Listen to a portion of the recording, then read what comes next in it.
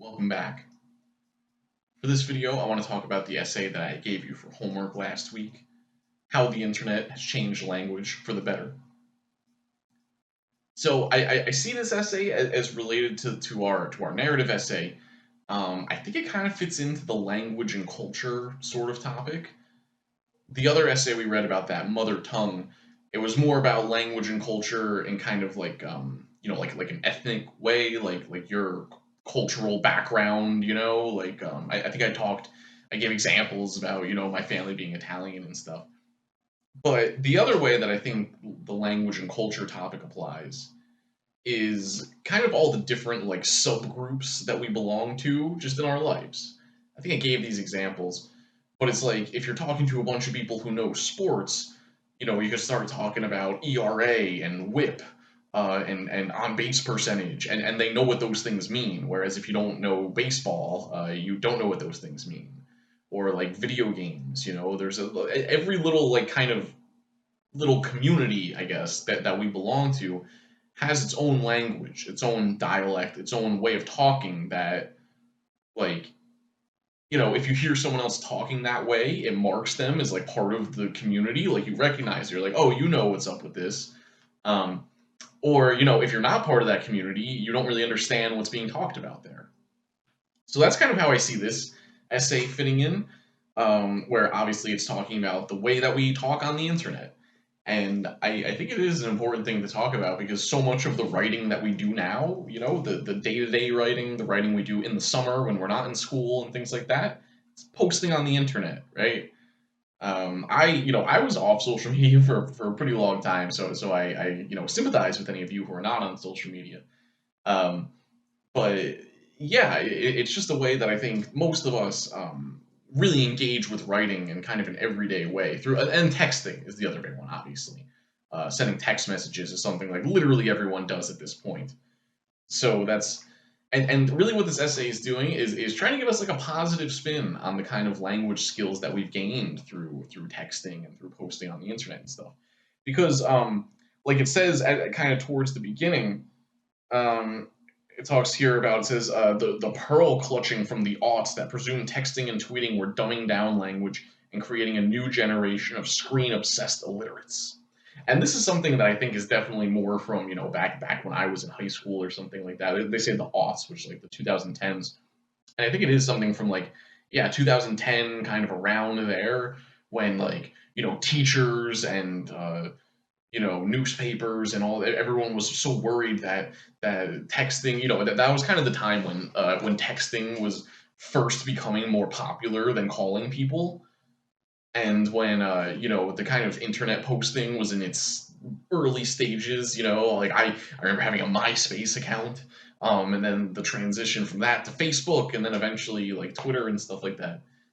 But it was, yeah, around that time when all of that stuff was becoming popular. AIM, Instant Messenger, was another big one, which was basically, I don't know if you guys have even heard that, the instant, it was like the AOL Instant Messenger, and it was basically like you had like a screen name, and you would log on, and you basically it was just a way of texting, but like through the internet. So you could click on your friend's screen name and then just send them like a text basically, and you could like reply to each other in real time. And it was like groundbreaking, especially, you can imagine I was in like, fifth grade or something when that became a thing. So, for like at that point, there was really no way to talk to your friends after school. Nobody had phones or anything. You'd have to, call their house phone and say, oh, is John there? Can he come to the phone? And like, people didn't like doing that. No one really did that very much. So this was like, groundbreaking that you could communicate this way. But around that time, when all that stuff became popular, all these adults were so worried. Oh, people are never going to learn how to write correctly. They'll never learn the standard way of writing. Everyone's becoming, this is ruining the English language, that kind of stuff. So this essay that we read is kind of responding to that and being like, well, no, this isn't ruining the English language. It's actually like a new innovation, It's actually pushing the language forward. This is kind of the next frontier of language.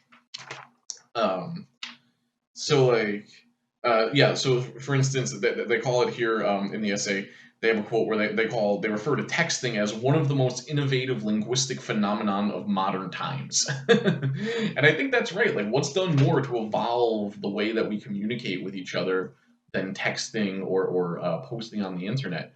Just, whether it's the at the very beginning when people were coming up with like LOL and BRB and stuff like that, um, to where it is now, where like to make a joke on Twitter just requires a level of like linguistic sophistication that's kind of unbelievable. You know, like all the references to be able to play off like whatever the current like meme is or whatever. It takes a lot. You have to know a lot about language. You have to be good at communicating um, to like do these kind of jokes. So they talk about things like writing in all lowercase. I don't know if you guys do that. I pretty much always do when I'm texting people or anything. I don't really capitalize at all, not even for the letter I when I'm texting. Um, and they say here how writing in all lowercase, they say it can indicate openness and approachability. I think that's right. If someone starts texting you with a bunch of capitals and periods and things like that, it's like, you think they're like mad at you or something. It becomes not as approachable, not like as friendly in a way. Um, Another thing, something that I always like to do with students for this, and I'll try to do it verbally here. I like to write it on the board, but I think if we look at the differences between, I'm gonna give you like four things, and I want you to think about like what's the difference. If we just have, if you say so, you text somebody something and they respond, okay, like the letter O, the letter K, or if they respond just the letter K, or if they respond like K period. What's the differences between all those? Um, I think we know that if someone sends you a K with a period, that means that they're like fucking pissed at you. you know, and it's weird how the period became that thing where if someone sends you anything with a period in it, basically, unless they're sending you like a big paragraph or something, like they're just mad at you, like they're angry. Like it's just what it means now. Um, but then like okay is like I guess pretty standard. K is maybe like more friendly, but depending on the situation, it might also mean that they're mad at you. There's just all these like very subtle things that we kind of pick up on um, with this sort of stuff. And like, yeah, so we kind of started doing this thing in texting where we just use like commas to break up our thoughts instead of periods. That's just become the more like friendly way of doing it, the more normal way. Because again, if you use a period, it's like you're pissed off now or something. Um, Another thing that they mention here that I think is kind of interesting, or okay, like the difference between saying like ha ha, like HAHA, or saying LOL. I never go LOL. I always go ha ha with maybe more ha's if it's really funny or something. But I always go ha ha. I never go LOL. I don't know. I don't know about you guys. I feel like LOL has sometimes like almost become more of a sarcastic thing, and I think that's another thing that they do that they talk about here is the ways that we write with texting or on the internet, and the ways that we've kind of been able to incorporate sarcasm or irony into writing, and that's something that like has been a problem as long as humans have been writing. There must have been this thing of like if someone's being sarcastic or they're making a joke or something, like how do you know if you're just reading the writing? And some of the things that they mention here is like they reference they call it SpongeBob type, where it's like that thing where it's like capital S, lowercase p, lowercase o, capital N, lowercase g, capital E, where it's like a mixture of like upper and lowercase letters. I don't know if you guys have seen this. I think it comes from the SpongeBob meme where he's like bent over like this. He's like, and if you've ever seen that kind of font, it's like a mocking kind of font, like you're making fun of the thing.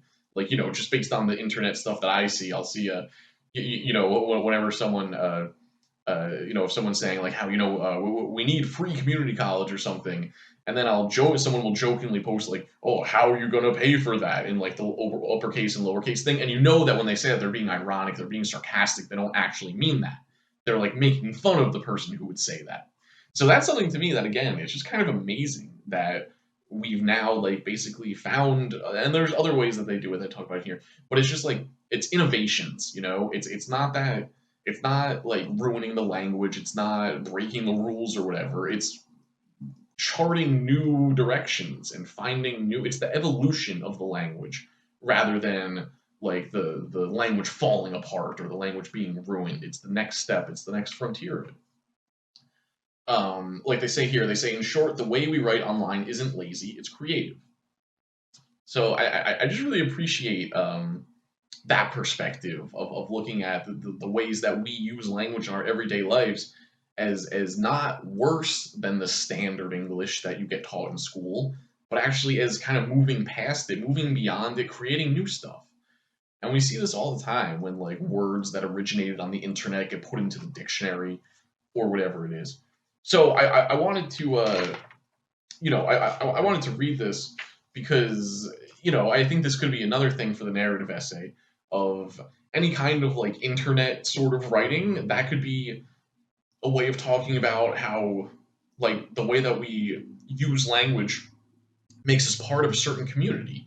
If you like post on with your friends online like in a certain way about a certain thing, or just looking at like the way that you type out this kind of stuff, or the way that we talk in text messages, it kind of makes us part of a certain community. Like, I don't know about you guys, but my parents are super old. My parents are like 70. So when they send texts, it's all like very proper periods, capitals. They spell out complete words. They don't really use abbreviations for anything. And it's like, so you can automatically look at that and be like, oh, this is an old person. Like this is an old person trying to text. Whereas, if someone texts in a different way, it's yeah, it makes you part of a certain group, part of a certain community, like I was trying to say. So yeah, I just think a more positive spin on the way that most of us write more often. I think we do a lot more texts and posts than we do write essays. So I just want to think of as a positive spin on that. And I think there's also a connection to our narrative essay here. If you wanted to write about some way that you use language on the internet or in texting, that you can say, makes you part of a certain group, a community, or like a cultural kind of thing. All right, that's it for now. Talk to you again soon.